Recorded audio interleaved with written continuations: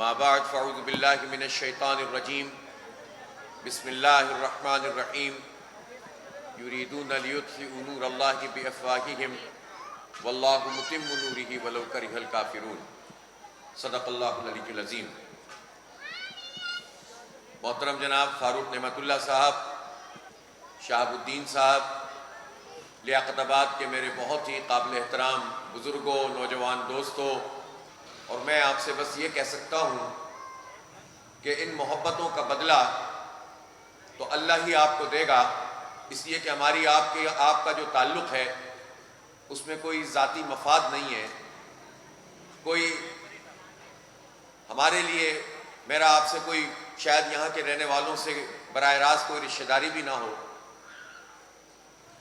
میں رہتا ویسے ڈسٹرکٹ سینٹرل میں ہی ہوں، لیکن اس کے باوجود کوئی اور ایسا تعلق نہیں ہے کہ جس کی بنیاد پر آپ محبت کریں۔ یہ صرف یہ تعلق ہے کہ ہم اس شہر کے رہنے والے ہیں، اس ملک کے رہنے والے ہیں، ایک اللہ اور اس کے رسول صلی اللہ علیہ وسلم کا کلمہ پڑھنے والے ہیں، اور ہم سب ایک دوسرے کے دکھوں کو جاننے والے ہیں، پریشانیوں میں پریشان ہونے والے ہیں، اور آپ کی خوشی میں خوش ہونے والے ہیں۔ اس کی وجہ سے آپ محبت کرتے ہیں کہ ہم کوشش کرتے ہیں کہ آپ کی ترجمانی کریں۔ جب ہر طرف اندھیرے نظر آئیں، ہر طرف ٹوٹ پھوٹ نظر آئے، ہر طرف ہمارا شہر اجاڑ نظر آئے، ہمارے بچے روز اسٹریٹ کرمنل کی گولیوں کا نشانہ بنتے ہوں، ہماری مائیں بہنیں محفوظ نہ ہوں، ان کے لیے کوئی عزت والی ٹرانسپورٹ نہ ہو اور کوئی پوچھنے والا نہ ہو، تو ہم آپ کی ترجمانی کرنے کا فریضہ انجام دیتے ہیں، کوشش کرتے ہیں کہ یہ شہر ایسا نہ رہے جس کی کوئی آواز نہ رہے۔ ہم آپ کی آواز بننے کی کوشش کرتے ہیں، بس آپ سے ہمارا یہی تعلق ہے، اور آپ محبت کرتے ہیں، یہ محبت ہم پر قرض ہے۔ انشاءاللہ تعالی اللہ تعالیٰ نے موقع دیا اور اس شہر کی باغ دوڑ ایک مرتبہ پھر جماعت اسلامی نے سنبھالی۔ جماعت اسلامی کا میئر اس شہر میں آیا، اس شہر کے یو سی کے چیئرمین آپ نے منتخب کیے، ہمارے ٹاؤن ناظمین آپ نے منتخب کیے، تو بس انشاءاللہ تعالی یہ میں آپ سے وعدہ کرتا ہوں کہ جتنا اختیار ہوگا اس سے زیادہ کام کریں گے، اور اس محبت کو قرض سمجھ کر آپ کو لوٹانے کی کوشش کریں گے۔ اور جو اختیارات ہم سے چھین لیے گئے ہیں وہ بھی انشاءاللہ آپ کے ساتھ مل کر نہ صرف دوبارہ واپس لیں گے، بلکہ اس شہر کو اتنا آگے بڑھائیں گے کہ جو اس وقت کرائسس ہمیں نظر آتا ہے، مہنگائی اور بے روزگاری بھی ہے، کرپشن اور لوٹ مار بھی ہے، اور پورے مجموعی طور پر اس وقت پاکستان میں ایک مہنگائی کا بھی عذاب ہے اور معیشت بھی تباہ حال ہے، تو میں آپ سے یہ ضرور کہنا چاہتا ہوں کہ ہمارا یہ شہر کراچی جس کی گلی محلوں کو، جس کی سڑکوں کو کھنڈر بنا دیا گیا ہے، کچرا کنڈی بنا دیا گیا ہے، اس کے ہسپتالوں کی سہولتیں سرکاری سطح پر عملاً موجود نہیں ہیں، تعلیمی ادارے ویران کیے جا چکے ہیں، ملازمتیں اس شہر کے بچوں کو نہیں ملتی، اس کے باوجود یہ شہر کراچی پاکستان کی آدھی سے زیادہ معیشت چلاتا ہے الحمدللہ۔ پورے پاکستان کا ٹیکس ایک طرف اور کراچی کا ٹیکس اس سے بھی زیادہ ہوتا ہے الحمدللہ۔ یہ شہر کراچی اس وقت اس کو ان ظالموں نے آئی سی یو میں رکھا ہوا ہے، یہ آئی سی یو میں رہنے کے باوجود 54% ایکسپورٹ کرتا ہے، 67% ریونیو جنریٹ کرتا ہے پاکستان کا، اور یہ شہر کراچی ٹیکس دیتا ہے، اور گزشتہ سال کے مقابلے میں اس سال بھی 42% زیادہ اس کراچی نے ٹیکس ادا کیا ہے۔ ہم ٹیکس دیتے ہیں تو پاکستان کی معیشت چلتی ہے، ہم ایکٹیویٹی کرتے ہیں، ان گئے گزرے حالات میں بھی صنعتوں کا پہیہ چلاتے ہیں، تو پاکستان کی معیشت جیسی بھی ہے کراچی کی بنیاد پر ہے۔ تو جب یہ شہر تعمیر ہوگا، ترقی ہوگی، یہ اجڑا ہوا شہر دوبارہ سے ہرا بھرا ہوگا، چمکے گا، دمکے گا اور مہکے گا، تو انشاءاللہ پاکستان بھی چمکے گا، دمکے گا اور مہکے گا اور آگے بڑھے گا انشاءاللہ تعالی۔ کراچی کی ترقی پر پاکستان کی ترقی کا انحصار ہے۔ یہ معیشت کا مسئلہ حل ہو جائے گا اگر یہ ظالم لوگ کراچی کو اس کو حق دینا شروع کریں، لیکن یہ حق اس طرح سے نہیں دیں گے۔ تاریخ کا سبق یہ ہے کہ کراچی کے لوگوں کو اٹھ کر کھڑا ہونا پڑے گا، اپنے حق کے لیے اپنے اختیار کے لیے آواز بلند کرنی پڑے گی، اور سب سے پہلا کام یہ ہے کہ اپنی رائے کا اظہار کرنا پڑے گا۔ وہ رائے چاہے احتجاج کی صورت میں ہو، چاہے جلسے جلوسوں کی صورت میں ہو، چاہے سوشل میڈیا پر رائے دینی ہو، یا پھر انتخاب کے موقع پر اپنے بیلٹ پیپر کے اوپر مہر لگانی ہو۔ آپ کی مہر انشاءاللہ اگر ترازو پہ لگے گی، میں یہ ذمہ داری لیتا ہوں کہ انشاءاللہ یہ شہر اس جیسا نہیں رہے گا، یہ بہتر ہوگا، بہترین ہوگا، اور اس میں جو پوٹینشل ہے یہ پورے پاکستان کو چلائے گا انشاءاللہ تعالی۔ یہ شہر کراچی کیا ہے؟ 3 کروڑ سے زائد لوگوں کا یہ شہر ہے، اور یہ جو بچے میں دیکھ رہا ہوں، یہ نوجوان جو مجھے نظر آ رہے ہیں، یہ ریفلیکشن ہے 2 کروڑ 20 لاکھ لوگ ایسے ہیں جو 28 سے 30 سال کی عمر کے ہیں۔ اس کا مطلب کیا ہے؟ دنیا کے آپ فہرست نکالیں، گوگل کریں، اور ملکوں کے نام دیکھتے جائیں اور ان کی آبادی دیکھتے جائیں، کوئی 150 ملک ایسے ہوں گے جن سے زیادہ اس شہر کراچی کی آبادی نہیں ہے، بلکہ اس کے یوتھ کی آبادی ہے۔ آپ اس کا پوٹینشل تو دیکھیے، اس کی قوت تو دیکھیے، اس کی صلاحیت تو دیکھیے۔ ان ظالموں نے ان بچوں کو اپنے مستقبل سے مایوس کیا ہوا ہے۔ میں حیران ہوتا ہوں، پریشان ہوتا ہوں، کیا کیا جائے؟ کبھی نارتھ کراچی میں جا کر جنازہ پڑھتے ہیں، کبھی گلشن اقبال میں عامر بلوچ کا جنازہ ہے، کبھی سوراب گوٹ کی طرف جاتے ہیں، ایک بوڑھے باپ کے 3 نوجوان کی جوان بیٹوں کو ایک منشیات فروش نے شہید کر دیا ایک ہی وقت میں۔ پھر اس کے بعد ملیر پہنچتے ہیں، کرنگی جاتے ہیں، ڈسٹرکٹ سینٹرل کے مختلف علاقوں میں، خود انہی گلی محلوں میں مستقل چھینا جھپٹی، مستقل فائرنگ، مستقل لوگوں کو قتل کرنا ہے، تو دل پر بوجھ سا ہوتا ہے کہ یہ اتنے نوجوان جو ماں باپ پالتے ہیں، مشکل حالات میں وقت گزارتے ہیں، 2 وقت کی روٹی پوری کرنا جہاں مشکل ہو، عزت کے ساتھ ان کو پالتے ہیں، بڑا کرتے ہیں، اور پھر کوئی ایک ظالم آتا ہے اور ایک نوجوان کی موبائل چھینتے ہوئے، موٹر سائیکل چھینتے ہوئے اس پر گولیاں چلا دیتا ہے۔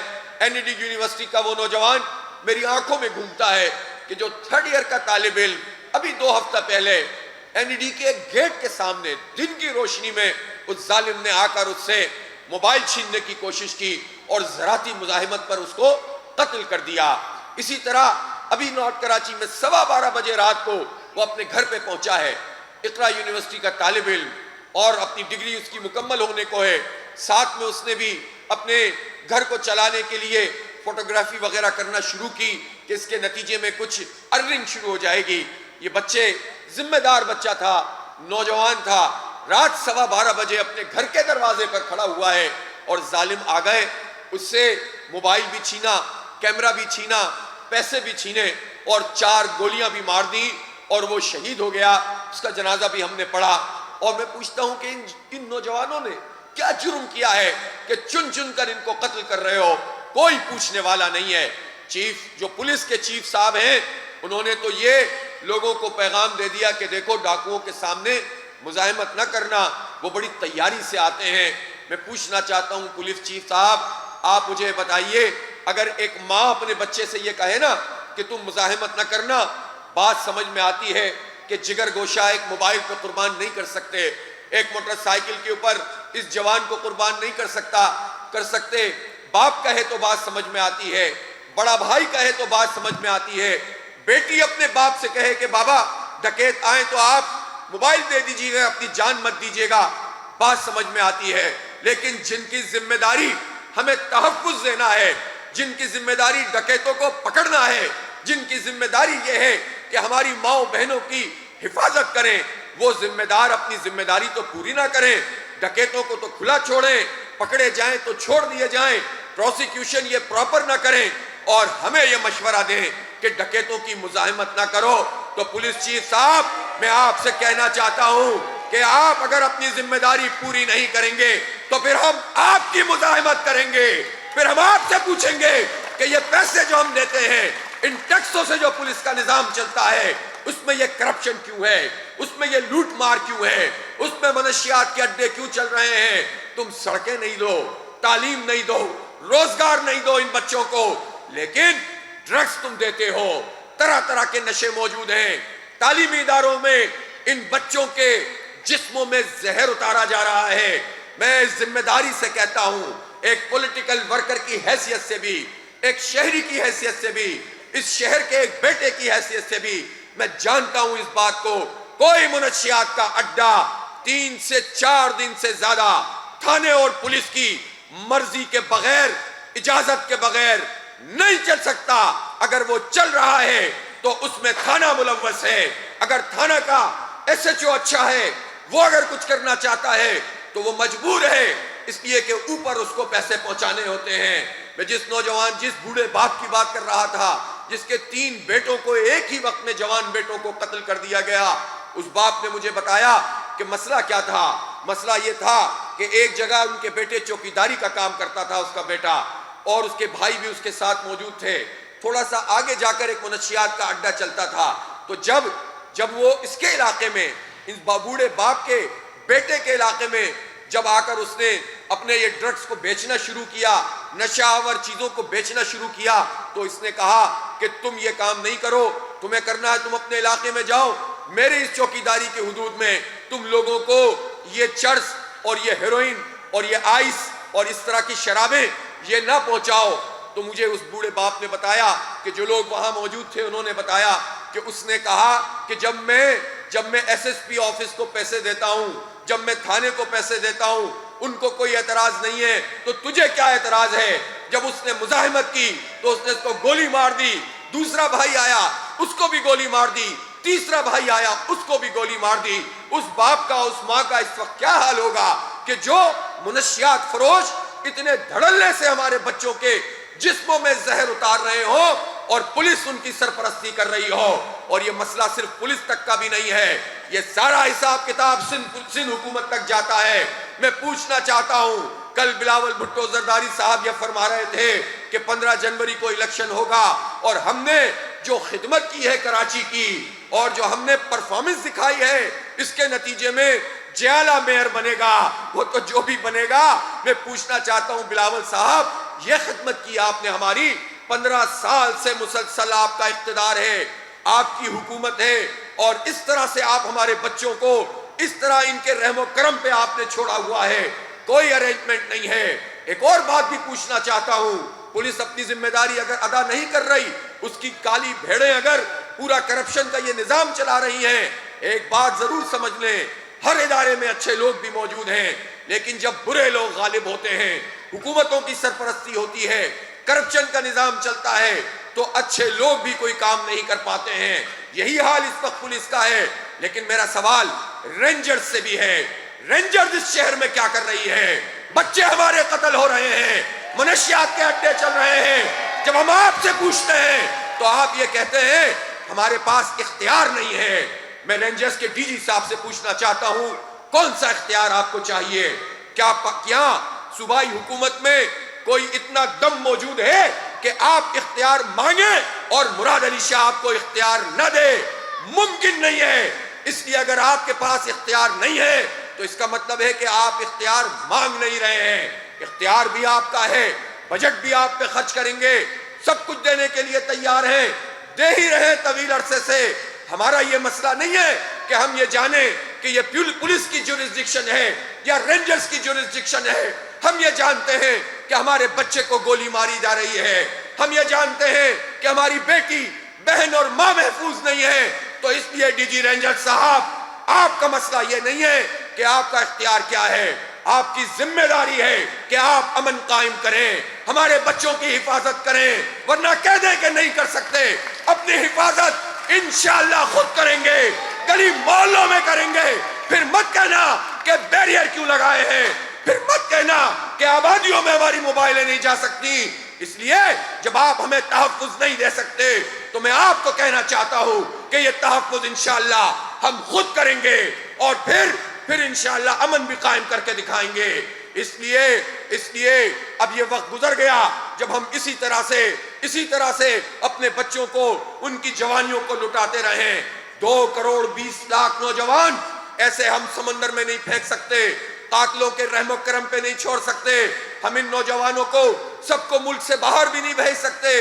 پہلے ہوتا یہ تھا کہ کوئی بچہ پڑھتا تھا, پڑھنے لکھنے کے بعد ماں باپ سے ریکویسٹ کرتا تھا کہ امی اے بابا میں باہر جانا چاہتا ہوں، پڑھ کے آنا چاہتا ہوں، بڑی مشکل سے ماں باپ اس کے لیے تیار ہوتے تھے کہ بیٹا جاؤ اور پڑھ کر واپس آؤ، اور اس کے نتیجے میں ہمارے ساتھ رہو، ہمارے جگر گوشے ہمارے ساتھ ہمارے آخری دم تک موجود رہے۔ ماں باپ کی اس سے بڑی کوئی خواہش نہیں ہو سکتی۔ لیکن میں دیکھتا ہوں جب آج ہمارے اس شہر میں خود ماں باپ کہتے ہیں کہ بیٹا کسی بھی طرح اس شہر سے چلے جاؤ، اس ملک سے چلے جاؤ، یہاں کوئی مستقبل نہیں ہے۔ ظالموں، اس ملک میں کیا خزانے ختم ہو گئے ہیں؟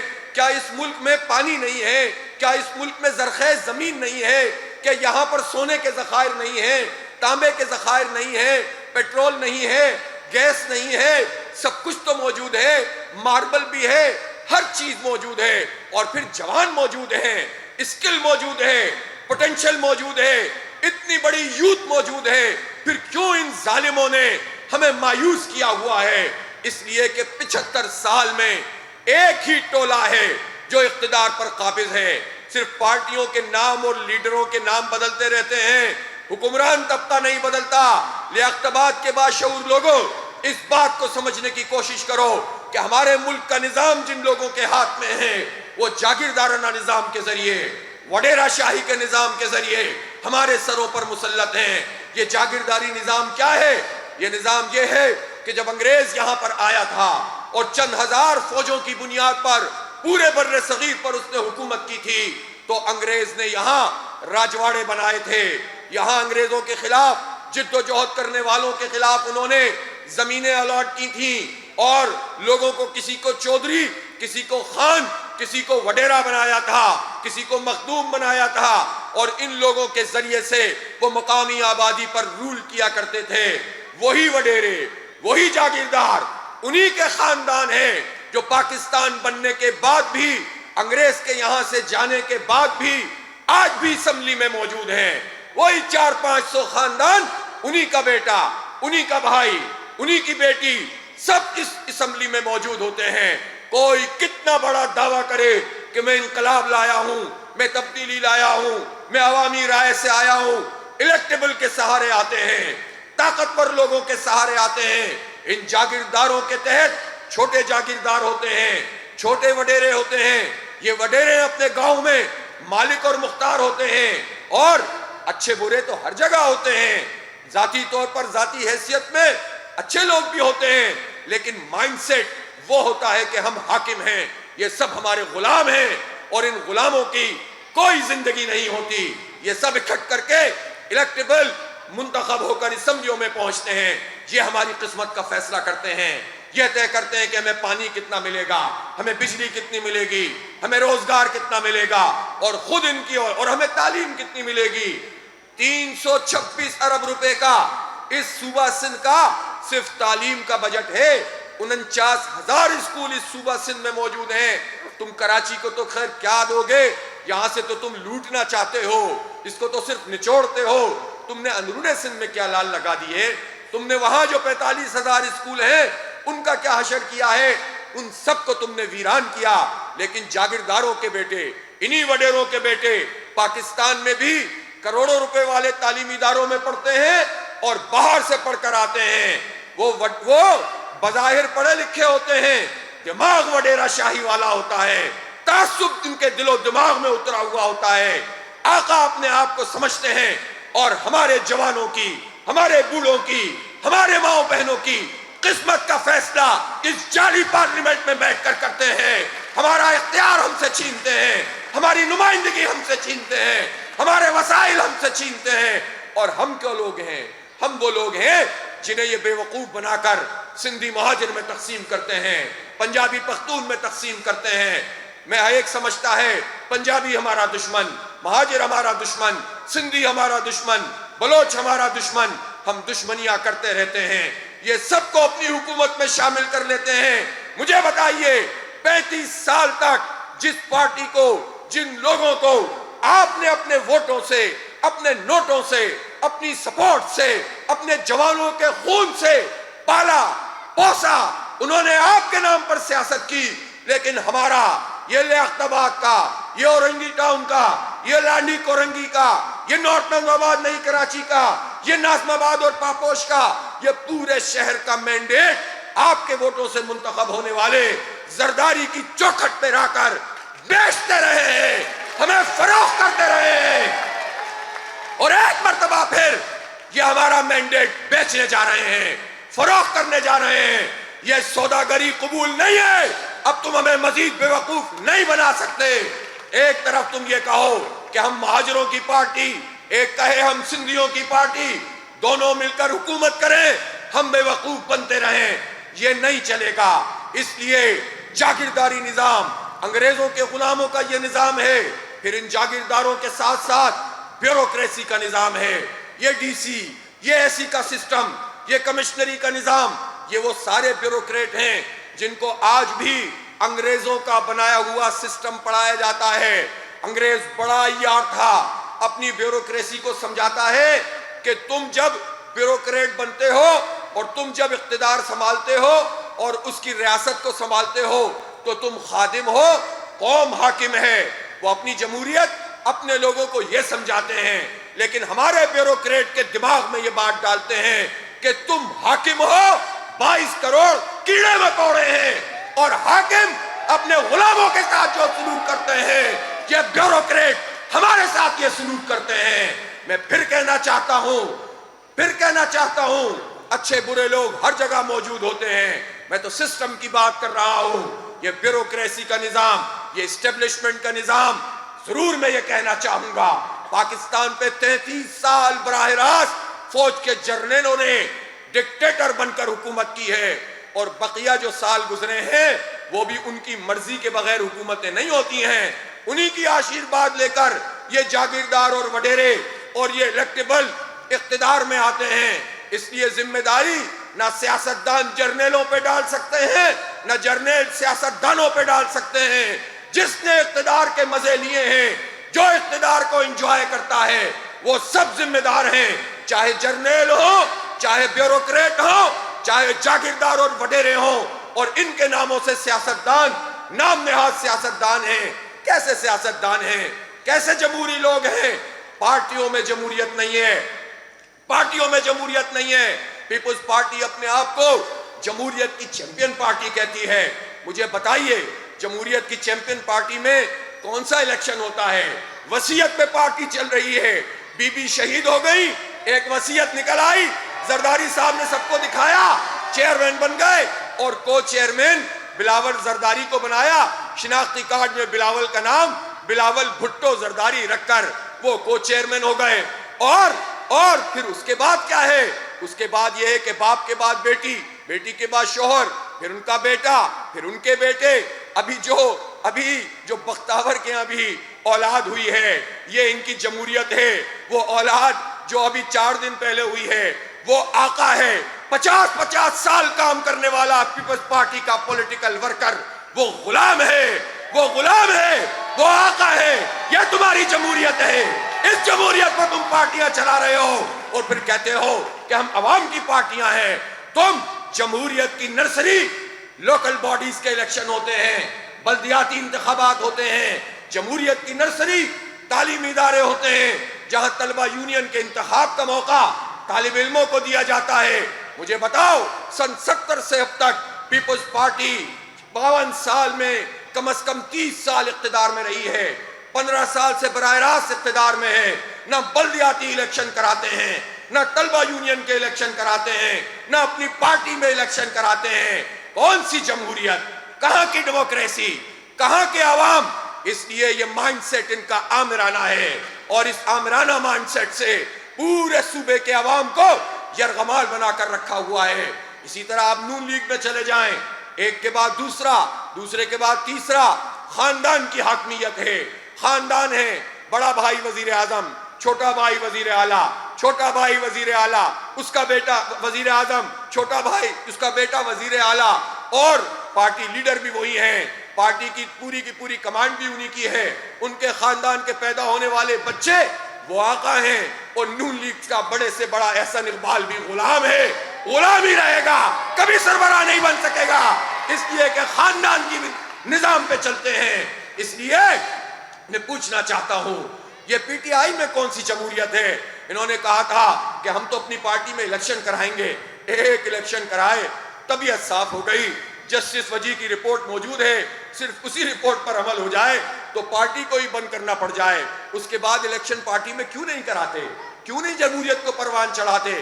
اگر یہاں خاندان کا کوئی مسئلہ نہیں ہے تو ذات کا مسئلہ ہے, تو آمرانہ طریقے سے پارٹیاں چلانے والے, خاندان کی بنیاد پر چلانے والے, وصیت اور وراثت پر چلانے والے, جاگیرداروں اور الیکٹیبل پر چلانے والے ملک کی قسمت نہیں بدل سکتے. ملک کی قسمت ملک کے عوام بدلیں گے اور اپنی جینون لیڈرشپ کو منتخب کر کے بدلیں گے. آپ اگر تماشا دیکھتے رہیں گے, زندہ باد مرد آباد کرتے رہیں گے اور ٹی وی پر بیٹھ کر مرغے لڑتے ہوئے دیکھتے رہیں گے, آپ کی قسمت نہیں بدلے گی. اللہ نے آپ کو شعور دیا ہے, اللہ تعالیٰ نے آپ کو عقل دی ہے.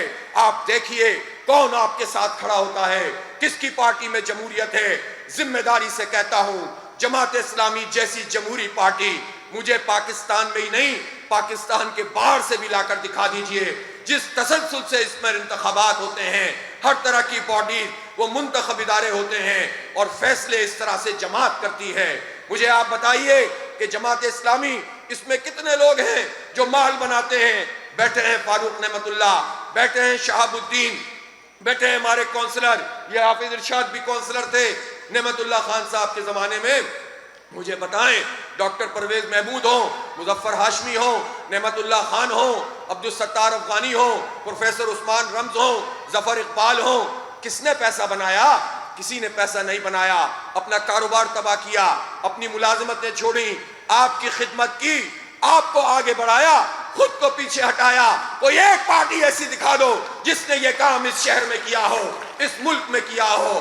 خود ہمارے امیر سراج الحق صاحب 2 مرتبہ سینئر وزیر رہے ہیں, دیکھ لو ان کا اسٹیٹس, ان کا لیونگ اسٹینڈرڈ کہ انہوں نے کیا مال بنایا ہے.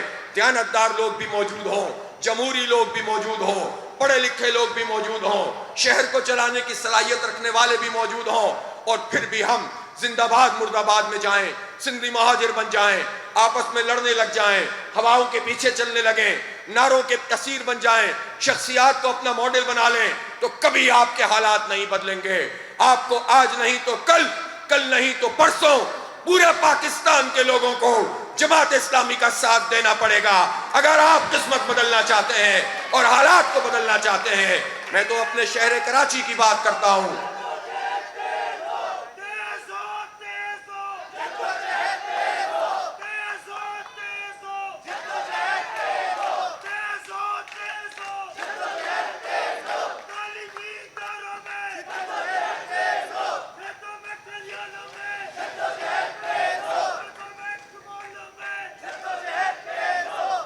اور اس شہر کراچی کے ساتھ تو, اور اس کی ترقی کے ساتھ تو جماعت اسلامی جڑی ہوئی ہے. لوگوں کو یاد ہوں گے, یہاں ہمارے جاوید احمد خان صاحب موجود ہیں, یہ بھی افغانی صاحب کے زمانے میں کونسلر تھے, خدمت کی ہے, بستیوں کی بستیاں بسائی ہیں. جب مشرقی پاکستان کا سانحہ ہوا اور وہاں سے بہاری وہاں سے دوسری ہجرت کر کے یہاں پر پہنچے تو گارا مٹی سے ہمارے بزرگوں نے اپنے ہاتھوں سے ان کے گھر بنائے. خدمت کا نام جماعت اسلامی ہے, دیانت کا نام جماعت اسلامی ہے, شرافت کا نام جماعت اسلامی ہے. صرف ایک مثال دینا چاہتا ہوں, جب ایم کیو ایم کا عروج ہوا تو اس وقت سب سے بڑا نشانہ تو خود جماعت اسلامی کو بنایا گیا تھا. اختلاف بھی تھا اور اختلاف میں تشدد بھی آ گیا تھا. ہم نے مینڈیٹ کو ان کے تسلیم کیا تھا, لیکن انہوں نے کہا کہ تم اپنا کام بند کر دو.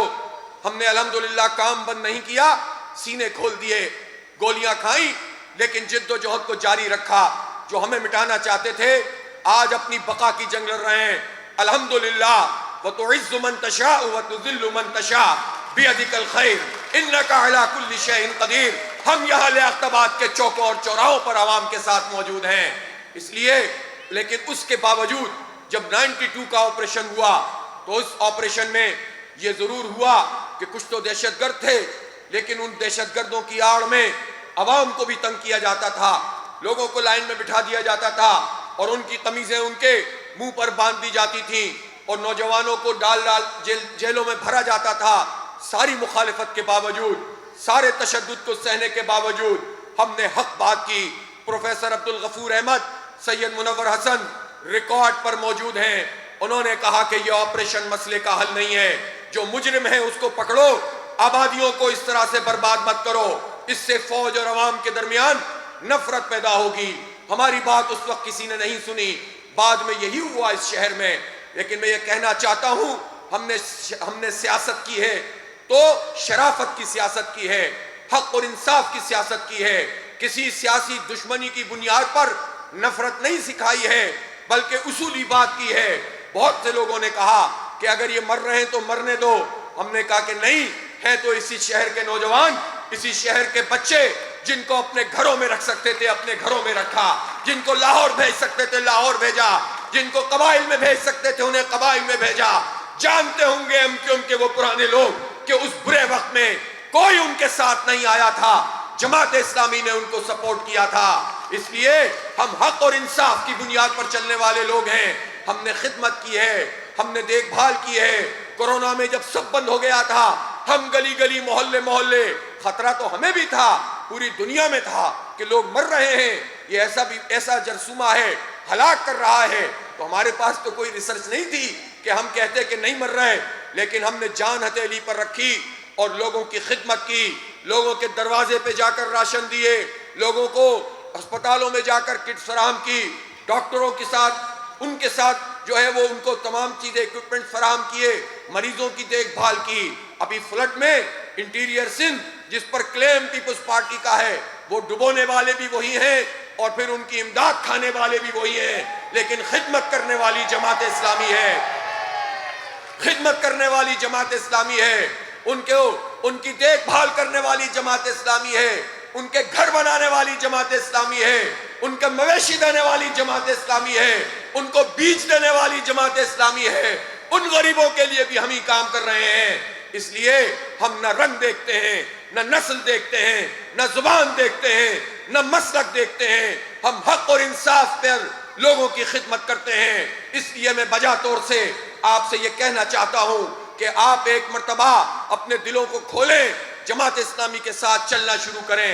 الیکشن تو آج ہے، کل نہیں ہوگا، یہ تو مجھے یقین ہے کہ انشاءاللہ یہ جتنا بھاگیں گے ہم پیچھے پیچھے بھاگیں گے۔ اب میئر تو بننا ہے جماعت اسلامی کا انشاءاللہ، لیکن معاملہ صرف میئر پہ ختم نہیں ہونا ہے۔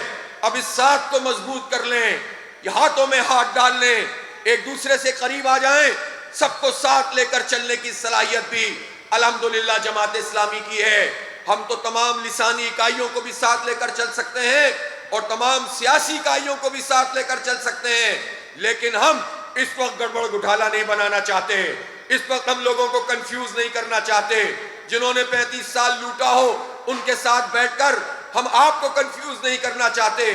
جن کو آپ نے بھاری مینڈیٹ دیا اور 3.5 سال انہوں نے کراچی کو پلٹ کے نہیں پوچھا، ہم آپ کو کنفیوز نہیں کرنا چاہتے۔ 15 سال سے برسر اقتدار حکومت ہو اور لوٹ اور کھا رہی ہو، ہم اس کے ساتھ مل کر آپ کو کنفیوز نہیں کرنا چاہتے، لیکن آپ نے اگر ہمیں مینڈیٹ دیا، آپ نے ہمیں ایبسلیوٹ میجورٹی دی، آپ نے ہمارے ہاتھوں میں ہاتھ ڈالا اور ہمارے میئر کو، ہمارے یو سی کے چیئرمین وائس چیئرمین کو اور ہمارے ٹاؤن کے چیئرمین منتخب کیے، تو یہ میں آپ سے کہتا ہوں کہ کسی کو اس بنیاد پر اس کی خدمت نہیں کریں گے کہ یہ ہمارا ووٹر ہے کہ نہیں ہے، ہماری پارٹی کا ہے کہ نہیں ہے، سب کی خدمت کریں گے انشاءاللہ۔ پورا شہر ہمارا شہر ہے، ہر فرد ہمارا ہے، ہر ماں بہن ہماری ہے، ہر بیٹی ہماری ہے، ہر بچہ ہمارا ہے۔ ان بچوں کے مستقبل کے لیے جد و جہد کر رہے ہیں، ان کو تعلیمی اداروں میں دیکھنا چاہتے ہیں۔ کیا بات ہے، 4000 سرکاری اسکول یہاں موجود ہیں، 4000 اسکول موجود ہوں، اور صورتحال کیا ہے؟ صورتحال یہ ہے کہ کیا بلاول صاحب جو کہہ رہے تھے کہ ہماری پرفارمنس بہت اچھی ہے، بلاول صاحب، مراد علی شاہ صاحب، کوئی ایک اسکول کراچی کا بتائیں جہاں آپ اپنی بہن کے بچے کو داخل کرانے کے لیے تیار ہو۔ بختاور کیا بیٹا ہوا ہے نا، بتا دیں مجھے کوئی ایک اسکول آپ نے 15 سال میں بنایا ہو 4000 اسکولوں میں سے، جس میں آپ کہیں کہ یہ پیپلز پارٹی نے شاندار اسکول بنایا ہے اور یہاں میرٹ کی بنیاد پر تعلیم ہوتی ہے، کوالٹی ایجوکیشن ہوتی ہے۔ تو میرا بھانجا اس سرکاری اسکول میں پڑھے گا۔ آپ چھوڑیے وزیر اعلیٰ بتا دیں، وہ چھوڑیے ان کے وزراء بتا دیں، ان کو چھوڑے سیکرٹریز بتا دیں، سندھ سیکرٹریٹ کا ایک آدمی بتا دیں جو کراچی میں سرکاری اسکول میں اپنے بچے کو داخل کرانا چاہتا ہو۔ تو یہ سرکاری اسکول کیا ہوتا ہے؟ یہ کوئی گالی ہے؟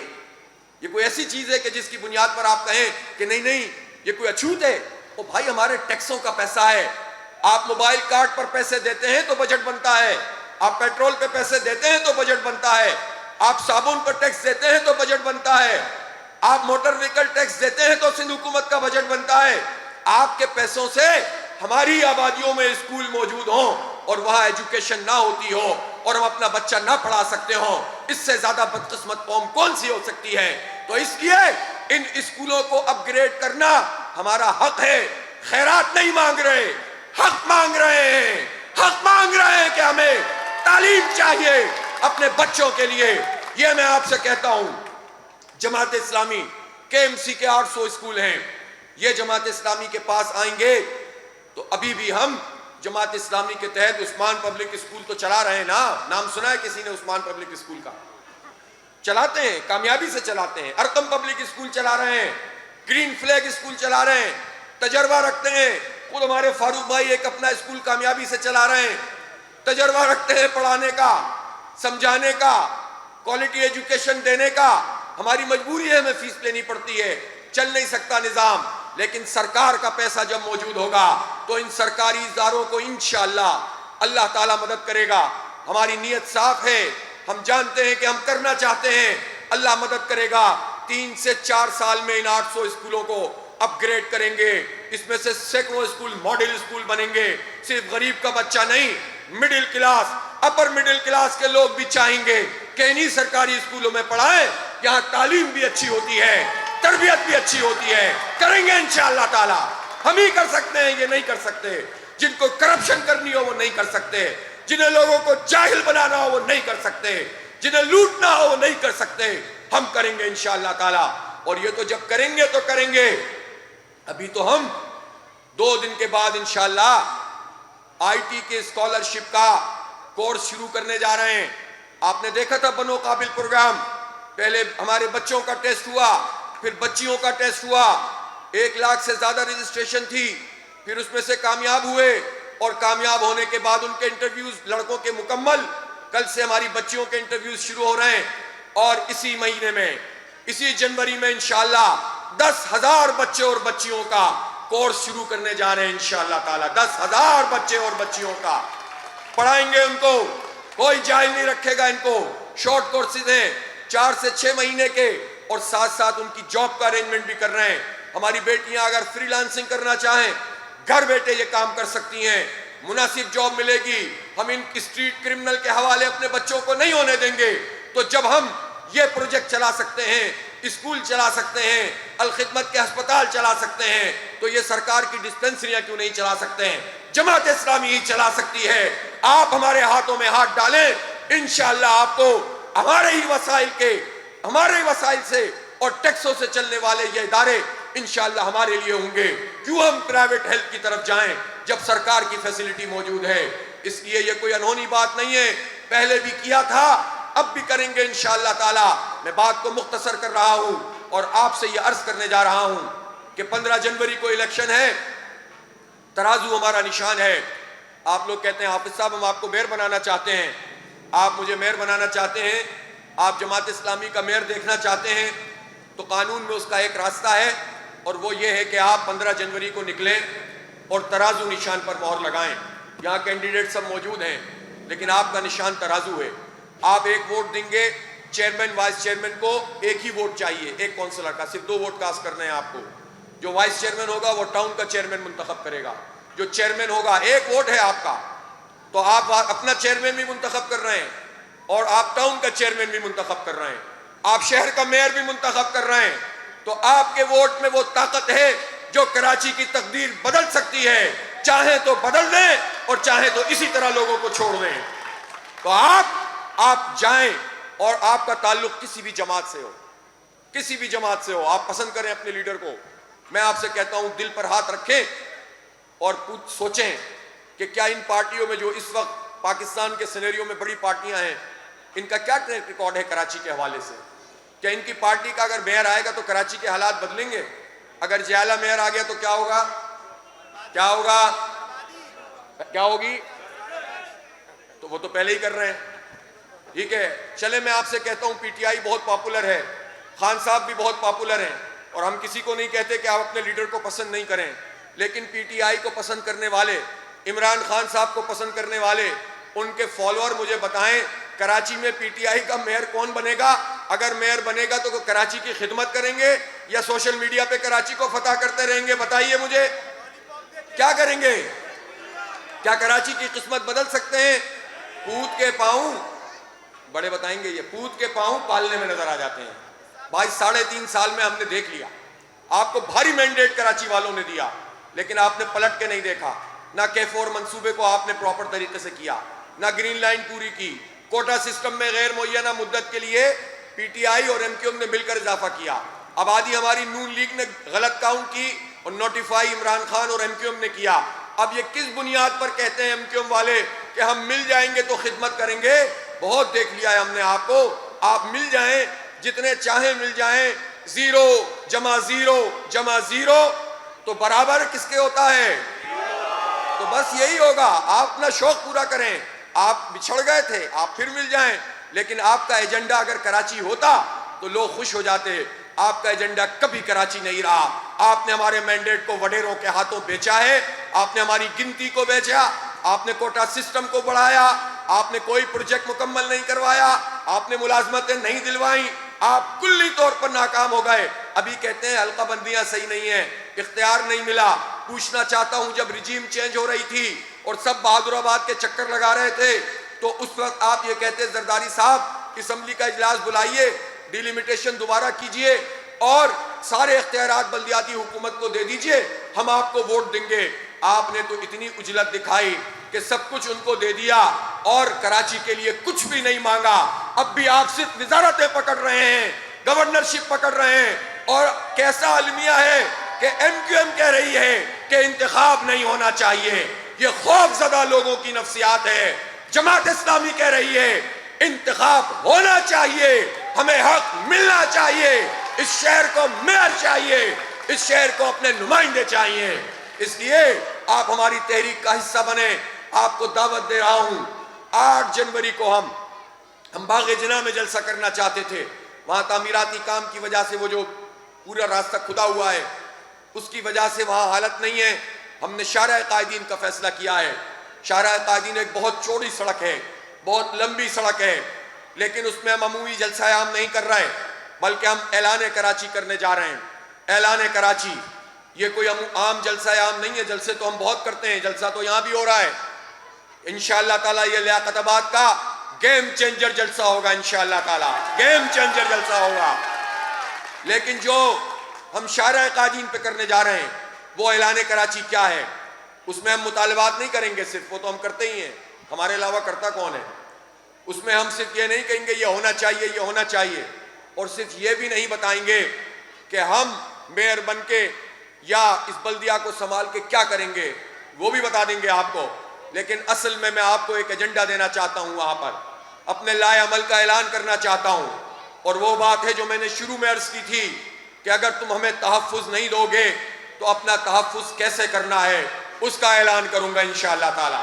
تیار ہیں اس کے لیے کہ نہیں تیار ہیں؟ محلہ کمیٹیاں بنائیں گے، جماعت اسلامی کی محلہ کمیٹیاں، بزرگ اس میں شامل ہوں گے، نوجوان اس میں شامل ہوں گے، کوئی 2 نمبر کام نہیں ہوگا انشاءاللہ، کوئی چکر بازی نہیں ہوگی، کوئی کرپشن نہیں ہوگی، کوئی بزرگوں کی حقوق مدولی نہیں ہوگی۔ ہم اس طرح کے نوجوان آگے نہیں بڑھانا چاہتے جو بڑوں کی خلاف حکم کی خلاف ورزی کرنے لگیں، بدتمیز بن جائیں، یہ نہیں کریں گے۔ ایک سسٹم بھی بنائیں گے، تربیت بھی کریں گے، اللہ رسول کا خوف بھی دلائیں گے، آپ کو قرآن بھی سکھائیں گے انشاءاللہ، آپ میں اسکل ڈیولپ بھی کریں گے، اور آپ کو آپ کے محلے کا سربراہ بنائیں گے انشاءاللہ تعالی۔ آپ حفاظت کریں گے اپنی پوری بستی کی، اس کا میں میکینزم بتاؤں گا انشاءاللہ۔ آپ کی بستی میں اگر کوئی سرکار کا ادارہ موجود ہے، اسکول موجود ہے، تو ہم سرکار کے رحم و کرم پہ نہیں چھوڑ سکتے۔ اگر صحیح کرنا ہے تو تعریف کریں گے، نہیں کرو گے تو اس کا اختیار بھی ہم لیں گے، نگرانی کریں گے، کمیٹیاں بنائیں گے، ایک ایک اسکول کو دیکھیں گے کہ کس طرح سے یہ اسکول اب چلے گا، کیسے یہ ڈسپنسری چلے گی۔ ہماری جیبوں پہ ڈاکہ مار کے تم کرپشن کرو اور ہم پرائیویٹ اداروں میں جا کر تعلیم بھی خریدیں اور صحت بھی خریدیں، یہ نہیں چلے گا۔ تو اس کے لیے پھر اکیلی جماعت اسلامی کچھ نہیں کر سکتی، آپ کو ہمارا ساتھ دینا پڑے گا۔ ہم آپ کے ساتھ مل کر انشاءاللہ اس کا پورا لائحہ عمل آپ کو بتائیں گے۔ اب ہمیں آگے بڑھنا ہے اپنے اس بچوں کی خاطر، اس شہر کو آگے بڑھانے کی خاطر، ان کا مستقبل روشن کرنے کے لیے، ان کو محفوظ کرنے کے لیے، اپنی بیٹیوں کی عزت اور عفت کو آگے بڑھانے کے لیے، ان کو محفوظ ٹرانسپورٹ دینے کے لیے میں انشاءاللہ اعلان کراچی کروں گا۔ آپ آئیں گے کہ نہیں آئیں گے؟ انشاءاللہ آپ تشریف لائیں، آپ وہاں پر ہمارے ہاتھوں میں ہاتھ ڈالیں۔ میں ماؤں بہنوں سے بھی کہتا ہوں، آپ کے لیے ہم جد و جہد کر رہے ہیں۔ ورکنگ ویمن ہم جانتے ہیں کتنی پریشانی کا شکار ہے، ایک ہاؤس وائف کتنی پریشانی کا شکار ہوتی ہے۔ گیس نہیں آ رہی، لوڈ شیڈنگ ہو رہی ہے، اوور بلنگ ہو رہی ہے، نلکے میں پانی لیاقت آباد کے اس علاقے میں آج کل آ رہا ہے، مجھے پتا ہے یہاں پانی آتا ہے، لیکن یہ مت سمجھیں کہ K4 نہیں بنے گا اور آپ کا پانی آتا رہے گا۔ پانی تو کہیں نہ کہیں جائے گا نا، تو پھر آپ کے پاس بھی شارٹ ہو جائے گا، جیسا بندھانی میں ہو گیا ہے، جیسا اور علاقوں میں ہو گیا ہے۔ اس لیے جب یہ ٹینکر مافیا کا راج موجود ہے تو پھر کیسے سب کو پانی ملے گا؟ تو ٹینکر مافیا کو کیسے لگام دینی ہے، اعلان کراچی میں بتاؤں گا انشاءاللہ تعالی۔ اسی طرح سے ہماری ماؤں بہنوں کو عزت والی ٹرانسپورٹ چاہیے۔ چنچیوں کے دھکے ہماری قسمت نہیں ہے۔ لاہور میں میٹرو چلتی ہے ہمیں خوشی ہوتی ہے، لاہور میں اورنج ٹرین چلتی ہے ہمیں خوشی ہوتی ہے، وہاں سرکار کی بڑی بڑی بسیں موجود ہیں، ہمارا شہر ہے، لیکن ہم نے کیا قصور کیا ہے کہ ٹیکس ہمارا ہوتا ہے؟ ہماری مائیں بہنیں چنچیوں میں دھکے کھاتی ہیں، اپنی کمر توڑواتی ہیں، اپنی ہڈیاں توڑواتی ہیں، ہمارے بچے بائکوں پہ ہوتے ہیں اور بائک بھی محفوظ نہیں، جان بھی محفوظ نہیں۔ ہم بتائیں گے انشاءاللہ کہ کیسے یہ محفوظ ٹرانسپورٹ ہم اس کا خواب پورا کر سکتے ہیں۔ پورا لائحہ عمل ہوگا جو صرف جماعت اسلامی کا نہیں ہوگا، اس شہر کے عوام کا لائحہ عمل ہوگا۔ اب پرو ایکٹیو رول ادا کرنا ہے، اب خود سے لیڈرشپ کرنی ہے، خود سے اپنے محلے سنبھالنے ہیں۔ ہم آپ کے سہولت کار ہوں گے، ہم آپ کے دست و بازو ہوں گے، ہم آپ کو فیسیلیٹیٹ کریں گے، ہم آپ کو ایک ایک لڑی میں پروئیں گے اور انشاءاللہ پرامن طریقے سے اپنی حفاظت بھی کریں گے اور تعمیر و ترقی کے لیے پورا کام بھی کریں گے انشاءاللہ۔ منظور ہے کہ نہیں منظور ہے؟ تو آئیے آپ اعلان کراچی کریں گے 8 جنوری کو انشاءاللہ۔ مائیں آئیں، بہنیں آئیں، بیٹیاں آئیں، بچے آئیں، پوری فیملی کے ساتھ آئیں۔ خواتین انکلوجر ہے اور اس کو بھر دیں آپ اور بتا دیں کہ کراچی 8 جنوری کو ہی بدل جائے گا انشاءاللہ، اور پھر اس کے بعد یہ شہر تعمیر کا، ترقی کا شہر ہوگا۔ یہ شہر ترقی کرے گا، پاکستان ترقی کرے گا۔ وآخر دعوانا ان الحمدللہ رب العالمین۔